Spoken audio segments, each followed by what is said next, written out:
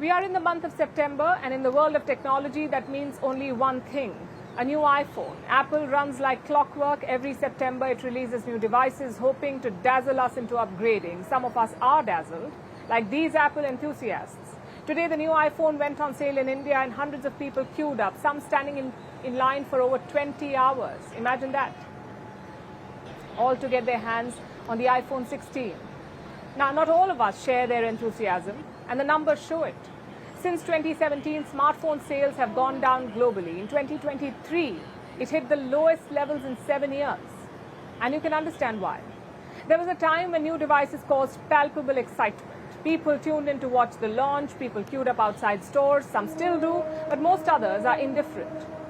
Because while the new gadgets may be more powerful with arguably better features, they're not radically different from the previous model. Let's go back to the example of the new iPhone, the iPhone 16. Apple promised a revolution, but what it delivered was an improved camera, maybe some new colors. Same for Google Pixel 9. Its USP is the magic editor. It uses AI to edit photos.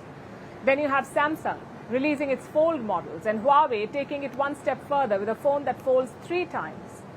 And all of this comes with lofty promises: a sleeker design, better processors, superior cameras, AI-powered assistants.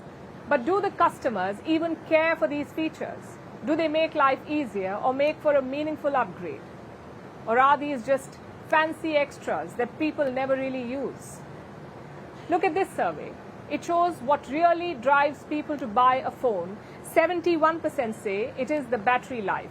61% say its durability. 48% want a better camera. And that foldable screen, only 7% want it. It shows you what the real priorities are. People know what they want from their phone. And it's not necessarily glitzy features. Then why are companies releasing new phones like they're coveted Pokemons to catch? Because that's their business, the way they make money.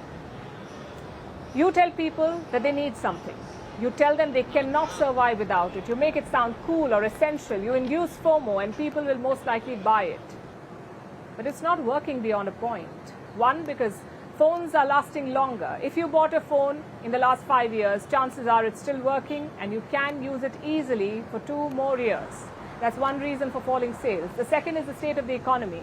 The world is grappling with a cost of living crisis. Most countries are. So $600 for a new phone is not something that everyone can afford, and certainly not every year. Look at the current smartphone market. Used devices make up 21% of it. In 2014, this figure was at just 4%. So more and more people are buying recycled phones. And let's not forget the environmental cost. Most consumers don't really factor it in, but going forward, they must. What does a new phone mean for climate change?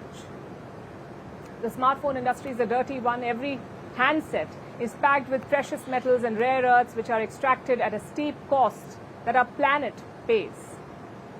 So it's time for us to rethink this trend, perhaps, of being bombarded with new releases.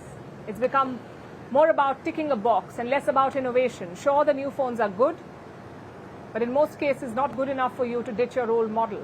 Because let's face it, at the end of the day, it still looks like a slightly updated rectangle. So do you still need a new phone? We say that's for you to decide. But let me just park this thought with you. As we head into this new era of smartphones, the question is not what the newest phone can do for you. The question is whether you really need it to do more in the first place.